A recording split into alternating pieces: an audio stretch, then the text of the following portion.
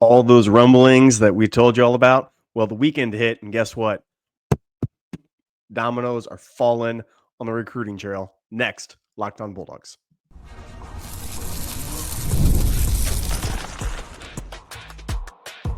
You are Locked On Bulldogs, your daily podcast on the Georgia Bulldogs. Part of the Locked On Podcast Network, your team every day. Welcome back, everybody. This is Locked On Bulldogs, part of Locked On Podcast Network, your team every day.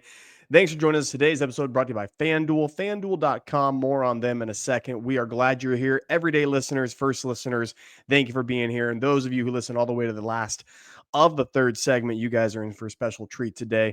I am Clint, your host of Locked On Bulldogs, your team every single day, in which I get to bring you breaking news, inside information about the Bulldogs. Glad to have you here.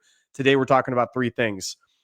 Recruiting, because we just got a safety who should light your hair on fire because his hair is, and he's looking for water, and that water is the ball, and he wants to go ball hawk that thing down.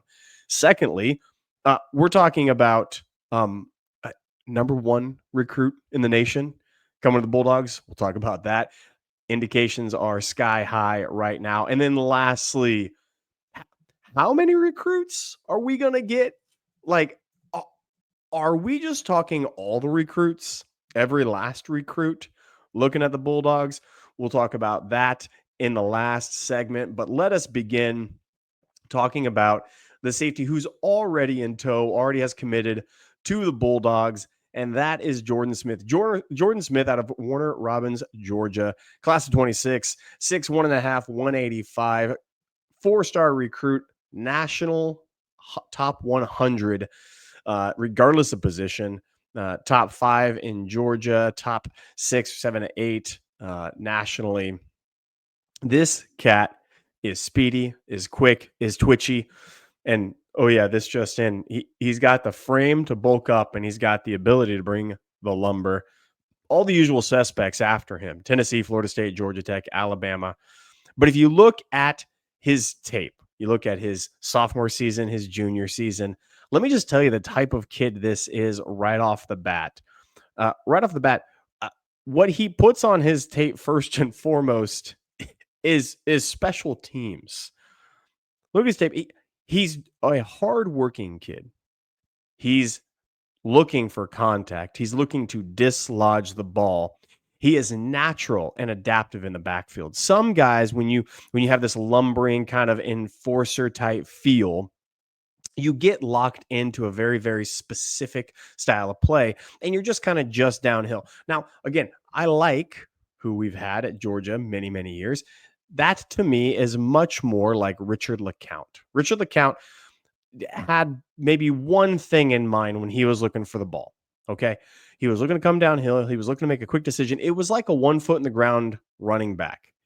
He would go, he would hit that mark, and he would continue downhill. This cat is not.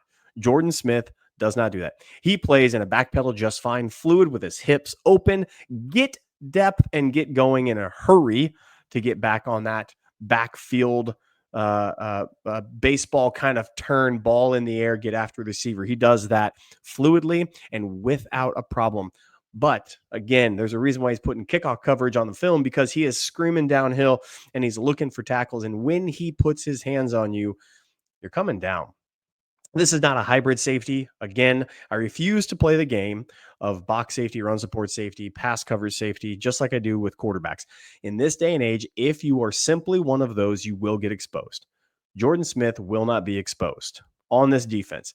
He does fit to me. This is just part and parcel, I think, of more of what Georgia has done in recruiting safeties and getting the transfer portal of safeties. He's just like the rest of them. Christopher Smith, Tyke Smith, Malachi Starks, KJ Bolden. They can be asked to do it all. If you wanted to get nitpicky on Georgia's defense on the safeties last year, and I'm talking nitpicky because the Lions got themselves an absolute dude in Dan Jackson. If you want to get nitpicky, Dan Jackson at times didn't really throw the hips open, put the foot over, put the Starks, very strong suit. KJ Bolden could do that. You saw him elevate and gain depth.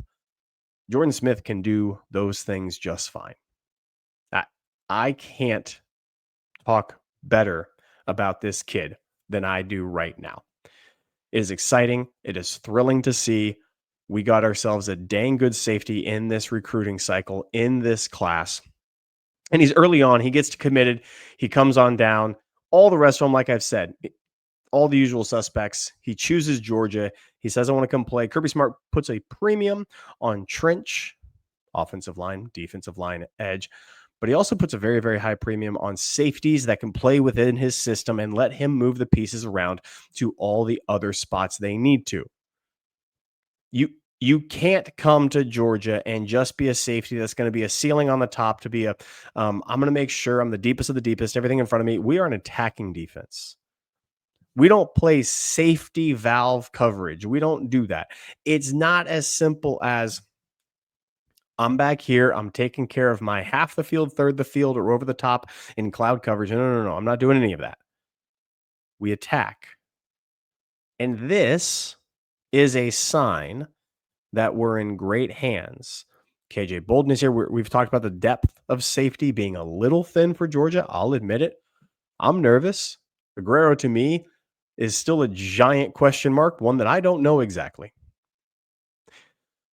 We know we have a sold out, absolute world beater in KJ Bolden. I expect huge things from him this year. I think he showed us at the end of the year. I think his acceleration every single game was this absolute steep climb grade all the way to very, very solid safety. I anticipate him taking a step forward in his sophomore season. Jordan Smith could be a guy that does get on the field pretty early at Georgia. We're thin. We don't have a lot of depth. We don't have a lot of guys that are going to be sticking around for a senior year. Aguero is going to be entering in. He's going to be kind of the most senior, with a couple other exceptions on the team, obviously. Maddox, the transfer, he comes over. The Branch brother comes on over. The Branch brothers come over, one safety, one right receiver. So we have some pieces of depth this year.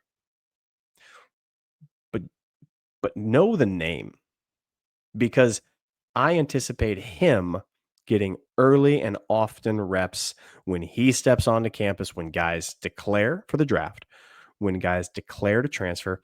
There will be opening spots for him to come in. Elite safety play. Not good. This is already in the cycle early on. I anticipate him, of all the guys I'm going to list in this episode, I think this is the one that seems like a fifth star, seems like jumping up, a Juan Gaston type jump, ascension, could be well within his reach. I don't doubt it. I don't think it's not. I think it's a pretty good possibility into probability that he's going to climb up and get that. We're going to come back to these. I'm going to let you know why Cantwell over the weekend again. This is exciting and should be exciting to you. I'm going to talk about the number one offensive tackle. I'm going to ask a question. Is it really a lock that Georgia has Cantwell? But first, these.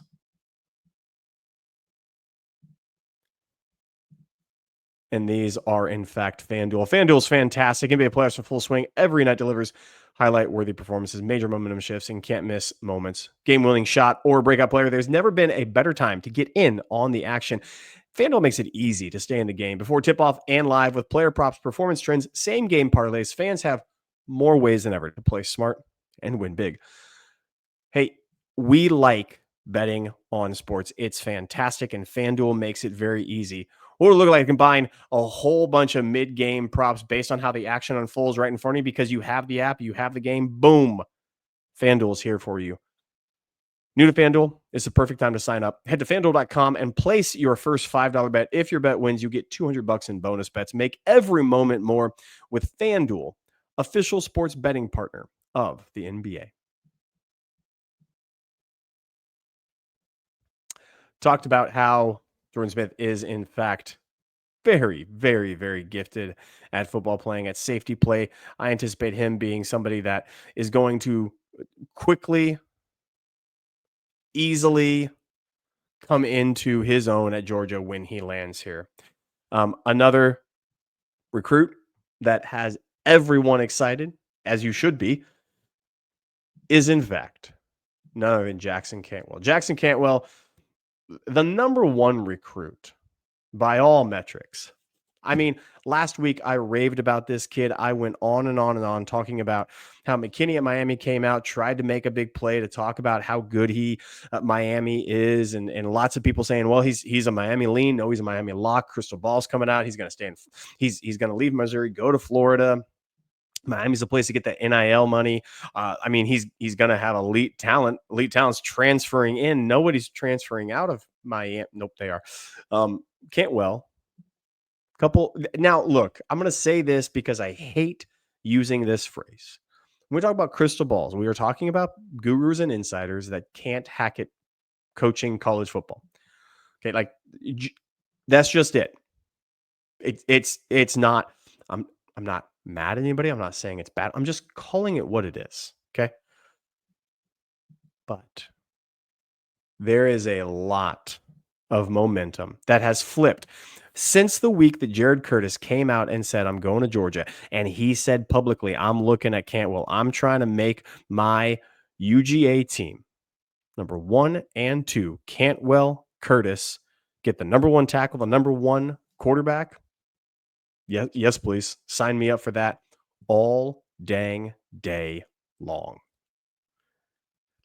And the crystal ball predictions are starting to roll in, and lots of them are taking Cantwell over onto Georgia's campus and saying it's really flipped. It's really flipped. And it's not just Miami, Oregon as well. Oregon was in the passenger seat for a little bit. I think in this, they had their window. I really, really do. I think Oregon could have swooped in. He loved his time at Eugene. Again, I said last week, who wouldn't? But the more rumors I hear, and they are rumors, but the more momentum, it feels like this Jared Curtis flip, this switch that's been flipped. And I say flipped, he was committed to us, and he went uncommitted. I'm using that kind of coyly, but to talk about NIL, the temptation to go seek elsewhere, the flip that happened to say, no, I'm going to go back to the original, and that's Georgia. That showed a lot of players what it really means for Jared Curtis to go out and look at all that was on the market for him. He had all available information, and Cantwell does too. Cantwell has all available information. And the fact that Oregon, I think, fumbled it. I think Dan Lanning had his shot. I don't think he sold him. I think what he did instead is showed him a good time. It's a great time up in Eugene. I think he tried to hammer home NIL far too much. And when you go to Georgia, Jared Curtis sees videos of national championship MVP Stetson Bennett-like trophies being given to him, and then number 1 picks, the first overall draft pick in the NFL draft, Jared Curtis. That's what these players are looking for. They're looking for development. And Jackson Cantwell, to me, feels like he is nearly a lock. We're going to know this. We're going to know very soon. You might be watching this. I could be proven wrong right now. You might be watching this episode. You might be saying, look, Clint, you're just flat out moron. I don't think so. It's going to come out early in the morning. But as of right now, we're close to his commitment. And I think it's going to be Georgia. And I think we're going to start skyrocketing, and more of these dominoes are going to fall. We're going to talk about those dominoes. I'm going to talk about those other players, not just the safeties, not just the tackles, but a couple other guys. And I'm going to see what you think about them. Because here's also word that came out. Word came out not only that Cantwell has nearly said, let's go Dogs, chosen that red and black hat on the table, but there's a number of other guys who are being predicted, being given indications that they're going that way as well. I'm going to start with one of them that from California, from the West Coast. Stop me if you've heard this. A big athletic California tight end coming to Georgia, 6'4.5", 225, out of Modern Day High, Mark Bowman. Now, if you don't know Modern Day, you should. They're perennially the number 1 Southern California powerhouse. I could go on. Every good USC player, even some of the bad ones, come out of Modern Day. Okay, Modern Day is a football factory. They're out of Santa Ana. They're very good. Todd Hartley is about to just continue having his face on the Hall of Fame recruiting placard, the employee of the month in the Hall of Fame recruiting cycle. Todd Hartley is about to do it. Oregon, USC, Texas, Alabama, some of the typical powerhouses in the SEC and a couple local favorites out on the West Coast if he wants to stay there. But he reclassifies. He's now in 26, no longer in 27. And I don't know how to not get you excited about this, but the name of the player who I teased earlier, California kid, big, long, athletic tight end, Brock Bowers, that's who everybody reminds this kid of, is in fact Brock Bowers. You look at his tape, he is natural, he is fluid. That's the thing that people misunderstand about certain metrics. You can measure weight, height, speed, you can clock it. But then there's just a fluidity with the ball, without the ball, getting open in space, finding that comfortable area, and then having the absolute from brain to body connection to just skyrocket and go. Mark Bowman, tight end, seems like he is giving every indication he's coming to Georgia to join a class that is just stockpiling right now. Offensive juggernaut status. Go check him out if you haven't. Marte High, number 1 tight end in the nation. How about that? Just put that 5-star kid, could be somebody that gives us all the feels when things were going great for Georgia, when we were winning championships back to back, and we dropped off last year. Talent dropped off. We were doing it with solid quarterback play, greatest quarterback in the history of college football, and a tight end that was a mismatch nightmare, opened things up for every other receiver and the running game. We could have that. Mark Bowman. I'm going to continue on. Tyreek Green, the 5'10", 190 Buford, Georgia athlete. 2026, Florida State, Arkansas, a couple of the guys after him. How about this? 100 meter, 10.98 seconds. He is going to go. He's a burner. He's a quick kid. He's got highlights from every single year of his high school. And again, let me tell you, when the ball touches his hand and when he finds a crease, he's gone. You're seeing taillights most often in this kid's highlight films. He is nearly a lock as well for Georgia. He's classified as an athlete. Depending on the service that you're looking at, he's going to be top 200 4-star athlete. Ryan Mosley, also 6'4", 206, more in the bigger bodied frame of a wide receiver out of Georgia as well. He's got Texas A&M, South Carolina, the leader in the pack right now for them. Nebraska already nipping at the heels. But Ryan Mosley is another kid who has made it in early indications after this weekend, after Jared Curtis and the news of Cantwell comes out. It seems that Ryan Mosley is going to be doing the same. He is leaning towards Georgia. And then Breck Kolojay, IMG Academy in Florida. IMG is just making football players 24/7 is what they do. They can't help it. They don't want to hop to help it and do anything else. But Breck is over there, 6'5.5", 320, interior lineman, 4-star. He's top 300 right now. I think he also gets a bump because the schools are after him. Oklahoma, Colorado. Give Colorado crap and give Deion Sanders some. He's a headache factor. But I will say this: there's a couple of guys in the offensive line that actually their running back situation last year was trash. They had a couple of okay offensive linemen. Truth be told, I'm not playing tongue in cheek with that. Tennessee, Miami, Colorado, Oklahoma, Georgia. Those are schools that love running the football. Oklahoma just got huge running back. They want to make the trenches. Miami has historically had success with that. Cam Ward last year had plenty of time to do what he wanted to do. And Tennessee is very good at running the ball, very bad at training and developing quarterbacks, very good at running the ball. See last year and year before to a degree. They're after this kid. He looks to be as much Georgia Bulldog as there be. And the last name that I'll give you, Carter Lucky from Norcross, Georgia, 6'5", 265, defensive lineman, Ohio State, Florida State, Georgia, leaders in the clubhouse for him as well. A couple sacks, a couple of TFLs. He is high prospect, high upside with his height, weight, speed combo. Right now, 3 to 4-star, depending on the service that you're looking at, but he is also in the trenches. Defensive line, Kirby has gone. And all of this has came on this swell because Jared Curtis and Mike Bobo said, let's go play. I'm going to come back after this. I'm going to let you know about an interesting fact that this is what you do when you're Kirby Smart and you're the NIL era. I'm going to ask you, is anybody right now doing better in the NIL than Kirby Smart? I'm going to present to you a whole lot of facts that say, no, no one is. But first, these. And these are, in fact, Monarch money. Ever check your bank account and wonder, where did all my money go between dining out, online shopping, entertainment? It's easy to lose track. That's where Monarch money comes in. Your personal CFO. It's not just a budgeting app. It's a complete financial command center. You can track all your accounts, live streams, and spending in one place. And stop just managing money, but start building a wealth. Instead of juggling multiple apps, you can use Monarch to check your finances, track spending, and even plan long-term goals with your partner, without your partner, individually or family. It's very easy to collaborate on this app. Take control of your finances with Monarch Money. Use promo code LOCKEDONCollege at monarchmoney.com for 50% off your first year. That's monarchmoney.com. Code LOCKEDONCollege for half off your first year. All right. Loyal third segment listeners, we're glad you guys are here.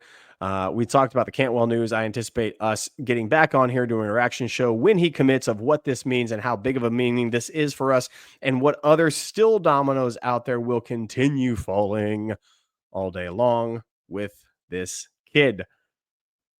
And here's an important thing. I asked you before the break, is anybody doing better in the NIL era than Kirby Smart? And the answer is no.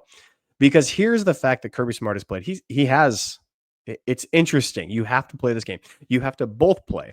I need to keep the integrity of my organization intact, because I can't go out wasting money and then having to chase kids that transfer out because their brother transferred to the West Coast. Can't do that. You got to be smart with it. You have to be smart with putting your John Hancock on a document, handshake agreement, that says, no, we're going to be ride or die with you. And we need to give you incentive enough to stay, but we can't incentivize you too much that it doesn't make sense and you're going to bail on us like a Quinn Ewers did to Oklahoma and goes to Texas. You can't just give them the bag, but you have to give them enough of the bag. And how do you play that game well? Well, here's what you do with actual football players that want to play football. You incentivize them to do better. It's the easiest thing. I don't know why jobs don't do this. Why more jobs don't do this. And I'm not talking, no. I'm not talking sales commission only. I'm not talking that. Jared Curtis is going to get a base NIL valuation each year. If by number of years in to his time at Georgia, he is not playing well, he's going to stay the same. This base valuation of NIL will continue on, and he will get his somewhat of a bag. He'll probably leave college about $4 or $5 million of NIL valuation, which is going to set him up just fine in life. Okay. But if he's doing very well, and if he beats out the likes of a Gunnar Stockton, who likely will come back next year, of a Ryan Puglisi, of a Montgomery, those guys who are in the quarterback room who have been there for a long time, it's hard to crack SEC starting quarterback and perform well. It's difficult, and we have guys who have been here for a while. But if he comes in and he says, I'm going to play well, I'm going to perform well, I've overtaken them, and I'm leading Georgia onto its national championship ascension again. If that's the mode that you get, then guess what? The NIL valuation, we're going to be getting a lot of FaceTime, a lot of recruits, a lot of all the things will be there for Georgia. And the NIL valuation only means that we should give this kid what he deserves. We should give him every single thing he deserves.